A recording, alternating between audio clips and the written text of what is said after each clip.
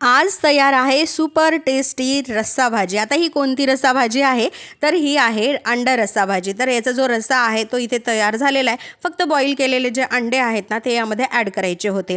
Hi hello नमस्कार, मी सुजाता स्वागत करते तुमचं माझ्या एका मिनी व्लॉगमध्ये।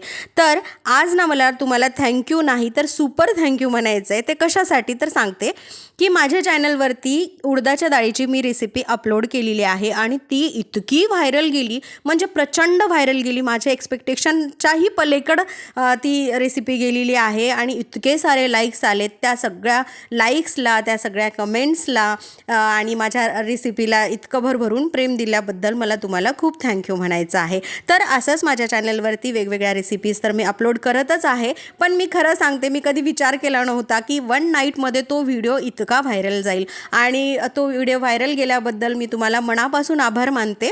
तर पहिल्यांदा आभार मानल्याच्या नंतर मी तुम्हाला हे पण सांगते की जर अजूनही तुम्ही जर ही रेसिपी पाहिली नसेल ना तर नक्की जाऊन माझ्या चॅनलवरती अपलोड केलेली आहे, नक्की जाऊन चेकआउट करा।